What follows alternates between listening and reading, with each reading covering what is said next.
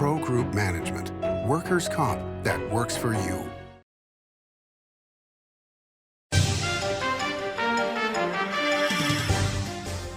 Welcome to Nevada Newsmakers. On the broadcast today, Congressman Mark Amodei of CD2 joins us for the whole show on an all-new Nevada Newsmakers. When in Carson City, Nevada Newsmakers records in the conference room of the Nevada Builders Alliance. Coverage of the 2025 legislative session is brought to you by Pro Group Management, workers' comp that works for you. NV Energy, proudly serving Nevada, providing electricity to 2.4 million electric customers. The Retail Association of Nevada, looking out for business. And by Story County, helping build Nevada's future. We don't have a choice where we go to school, even if it's unsafe or we're being bullied. It's not fair. Every family should be able to choose the school that is best for us, not just the families who have a lot of money. Governor Lombardo wants to give every kid and every family the ability to go to a school where we can learn and where we're safe. He's fighting for us. Thank you, Governor Lombardo. Meet Nevada Health Link, Nevada's official health insurance marketplace. Your link to savings, selection, free assistance, and name brand health insurance, where 90% of enrollees lower the cost of their monthly premium. Everyone deserves access to quality health coverage, no matter your income or family size. Visit NevadaHealthLink.com. A few minutes could save you hundreds of dollars per month. Nevada Health Link. Our plans are made for your plans.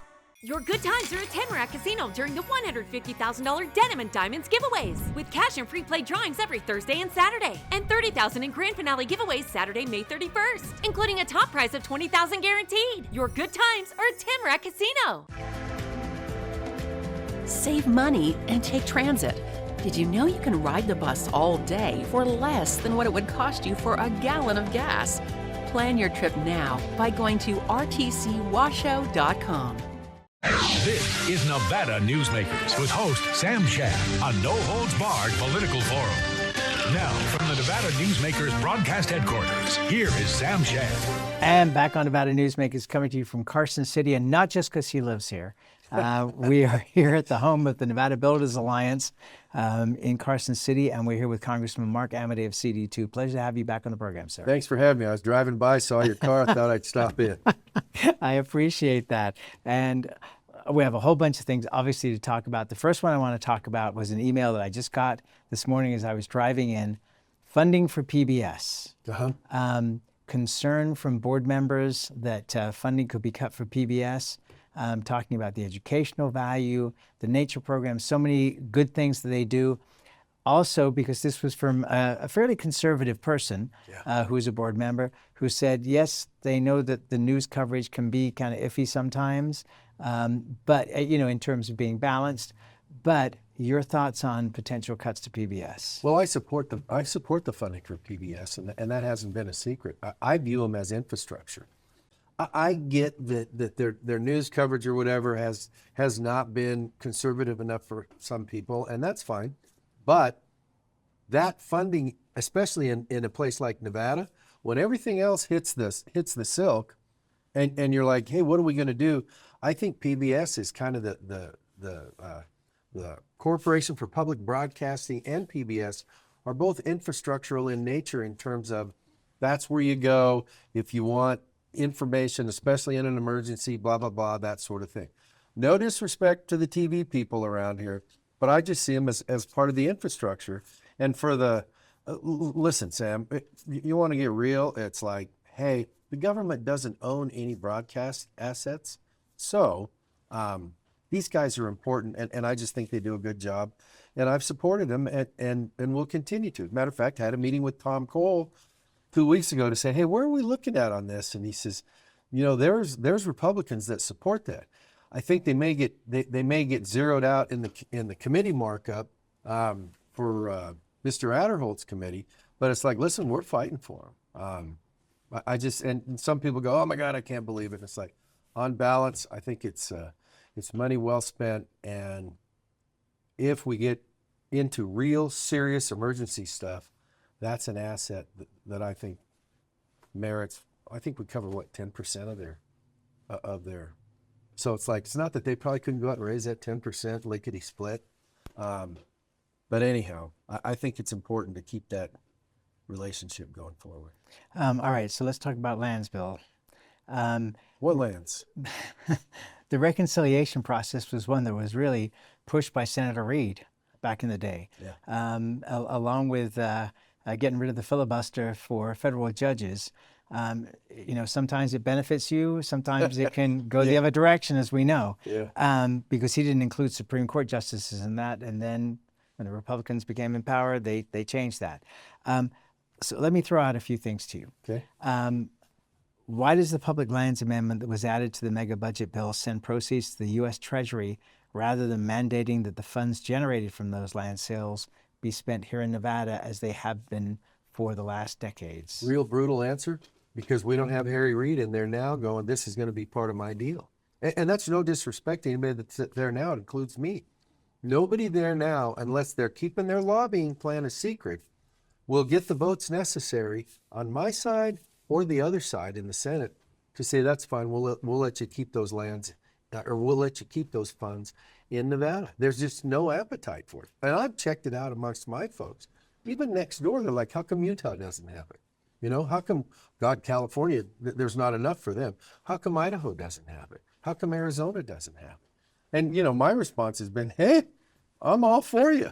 But, when you talk at that level, you need somebody with the stature of a Senate Majority Leader or a Minority Leader who has the ability to impose their will on both sides of the Capitol in the overall scheme of things. And I'm saying this about me too. We don't have that person. So these lands bills have been sought for a long time for housing in Southern Nevada in particular, but also other things. In Northern Nevada, a lot of economic development projects have been sitting there, whether it be checkerboards or just opening up lands for development that is coming in a big rush to places like Fernley. And you managed to get this at least into the reconciliation bill. Do you want to just explain very briefly what reconciliation means rather than regular order? Well, in a brief, it's like it has to have an impact on the U.S. Treasury. So there's people griping about, you didn't do a conservation element. I can't by the rules. It'll get washed out. So I can't do any of those things in it. It has to have the Byrd rule. The Senate parliamentarian is something that frankly, you take that into account because you don't want to try something and get it blown out in the Senate. So we've been working very transparently with, do you think this will pass the Byrd rule? Sam, the stuff that's in there is in there because, first of all, it's been in front of both committees for several Congresses now. So it's not, oh my God, where did this come from? We don't draw maps on a line. The Fernley piece came from the Lyon County Commission, which is TRI 2. Now, I don't know the numbers off the top of my head, but the TRI 1, that development did in terms of economic development in this neighborhood. 45,000 jobs. Well, so there you go. And so it's like, listen, this is a good thing. It's within the limits of the city of Fernley. It gets sold to Fernley, just like we did the Yerington Lands Bill 10 years ago. They do a development agreement with those folks on terms that are theirs. Everything's fully subject to NEPA. Everything's fully subject to local planning and zoning. Same with Sparks. Sam, you look at Washoe County and it's like the city of Reno, who is completely entitled to decide what their growth strategies are, has done that. They don't want a whole bunch of land around them, and I'm not sure there's a whole bunch around them, frankly. I mean, we're sitting in Carson. Carson's almost out of Schlitz for developable parcels and stuff like that. Sparks wanted about 14,000 acres to kind of go a little north and south, so there's 14,000 acres there. Some of it's in Washoe County, but nonetheless, that's the Sparks City Council. That's those folks. That was in Jackie Rosen's Washoe County Lands Bill last time. Not a shock. Now, I can't put all of northern Washoe County into conservation area and wilderness and stuff like she wanted to do, which would have been, by the way, an 80 to 1 ratio. The NAS Fallon bill was 8 to 1. The one that we got out of the House for the rest of northern Nevada was 4 to 1. You think 80-1, you think that dog's going to hunt in the House or a Republican-controlled Senate, Sam? I don't know. But so you take those things and you say, hey, here you go, straight up, sale of land, impact on the U.S. Treasury, it qualifies. And so that's how those things got in there. Actually, the Pershing County Checkerboard, when you get done, checkerboard consolidation by definition is a neutral thing. Right. And so it's not like, well, there's 360,000 acres we're selling. No, there's 360,000 acres in Pershing County along Interstate 80, hunters and fishermen, that if it works, you'll consolidate it. And so the federal estate will remain the same. The private estate will remain the same. It's just usable in the context of along I-80. And then the last part is the 65,000 acres in Clark. And what I can tell you is I sure as heck didn't draw lines on a map. That came from speaking with the Clark County Commission to try to help them through the process from our side. So that's not new to anybody. And Sam, it's Moapa and Mesquite is the biggest chunks of land. Not to say that shouldn't go through the whole process too, and it will. But you're sitting there going, oh, this is more urban sprawl or whatever. It's like there's a little tiny piece that is contiguous to the existing SNPLMA boundary in Las Vegas in terms of the strip and whatever proper. And so that doesn't mean, therefore it's all righteous. But these things about, oh my God, and sprawl, and we're getting hosed because we don't get the money. And it's like, listen, that was a great deal. Education, SNWA got 10%, and the SNPLMA fund, which, by the way, we did save, that $1.8 billion is still protected. It's like, hey, I'm sorry, given the rules of whatever the thing was, I'm not going to subscribe to what has at least been de facto a no growth agenda where it's like, well, if we just don't release federal lands. Sam, map, you may have seen it, that has red on it. Nevada's all red except for a blob around Las Vegas and the checkerboard from the Transcontinental Railroad. And so when I was talking to the speaker, I said, you got a chokehold on every community in the state from Gerlach to Las Vegas. They're all. Are you talking about Speaker Johnson? Yeah. Yeah. All completely surrounded. And showed him the map. Go, what am I supposed to do? This is not, hey, if we can get some federal lands over here, it'll be whatever. It's like, it's not an option if you want to pursue responsible growth. And I'll end with this. The folks in Clark County, in the 23 years since SNPLMA was enacted, they were authorized 70,000 acres. They've sold a little over half, 40,000 acres in 23 years, Sam. That is not what I call rampant, wild, forget about the environment or conservation stuff. That sounds to me like fairly responsible growth. And I'm a guy from the north saying that. Okay, but they have the ability right now to take that land and develop it? They have that. No, they have that ability to identify it and ask BLM to have an auction, which is how they did all those auctions. So all public. And would that be part of the Southern Nevada Lands Bill? You mean part of this? No. Would that be the old Southern Nevada Lands Bill, just because that was done during that time? Yeah, that's what set the standard for how you handle these things. Which is like, what are you going to do? Somebody's going to cut a fat hog on this deal and blah blah blah. It's like, it's all transparent. It's public auction. All right, so let me ask you this, if I may. You can. Who on the Clark County Commission did you talk to that wanted this to happen for Clark County? Over the last 3 Congresses, I spoke with Jim Gibson. I've spoke with Marilyn Kirkpatrick. Marilyn's not happy right now because she's the one who's got the Southern Nevada Water Authority stuff. So there are water issues down there, which are going to have to be dealt with anyhow. I spoke with the county manager. I did not speak with April Becker because she's newly elected. Did you talk to Tig? No, but hi Tig. Good to hear. Good to hear. An old colleague of yours. Yeah. Good to hear that you're open-minded. I still miss your mom. But anyhow, my point, Sam, is this.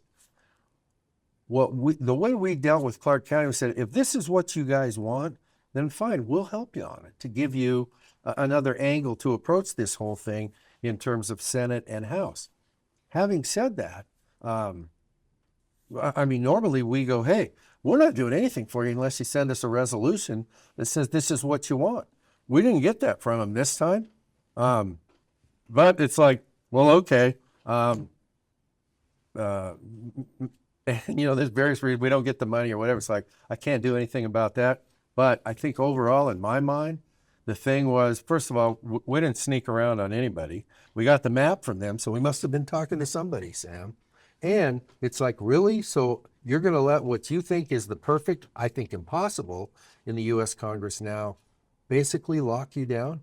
And you say, well, how come the 30,000 acres, 28,000 acres that hasn't been sold under the existing bill, how come that hasn't been sold?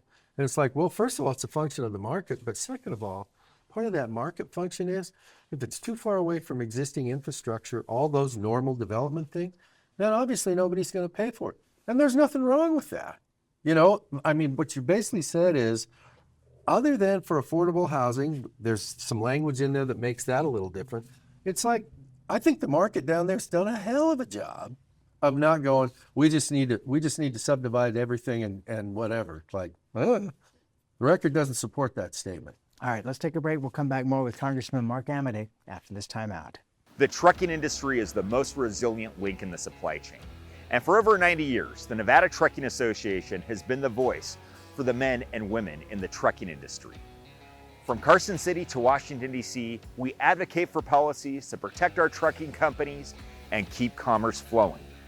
Because Nevada's and America's prosperity is tied to trucks. There's nothing without trucking.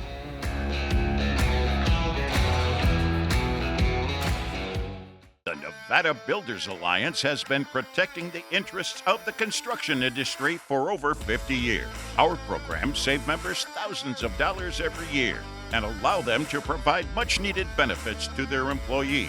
Our industry also allows Nevada to grow. If you're thinking about a career in the construction industry, reach out. And if you haven't thought of a career in construction, what are you waiting for? We are the Nevada Builders Alliance. Pro Group Management offers workers' comp services to a growing number of industries.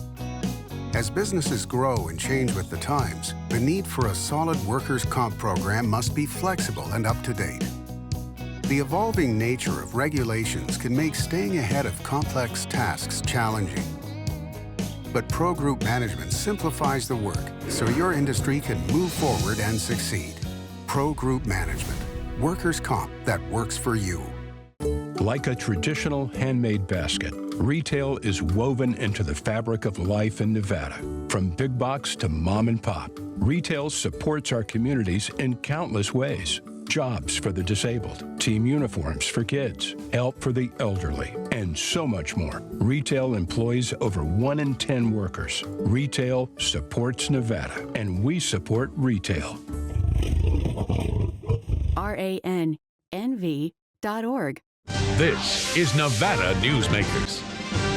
And back on Nevada Newsmakers, we continue our conversation with Congressman Mark Amodei of CD2. So one of the things that you got thrown at you by other members of Nevada's congressional delegation was it was in the middle of the night. My thought was, and this was inspired by a couple of emails I got, was that if it had happened at noon, you would have been accused of passing this at lunchtime when nobody was looking. If it was 4 o'clock, you would have been accused of doing it at tea time when everybody was going out for their tea beverages. This was just a part of the fact, A, that the Democrats had so many objections to this. Well, no, actually, we had to go through 100 Democrat amendments to this proposed bill from the Natural Resources Committee. We had 100 of them to go through. And so we started at 10 in the morning, and by the time we got done doing all of them, listen to the testimony, all that in accordance with all the rules for debate, it was about midnight or 12:30 when it's like, Bruce Westerman, who's the chairman of the committee, goes, we're going to do your amendment when we get done with the Democrat ones. Well, when we get done with the Democrat ones was about 12:30. Listen, if it was up to me, I'd have loved to have done it before dinner or whatever. I mean, I'm not exactly a college age kid where I just hit my stride at 12:30, you know.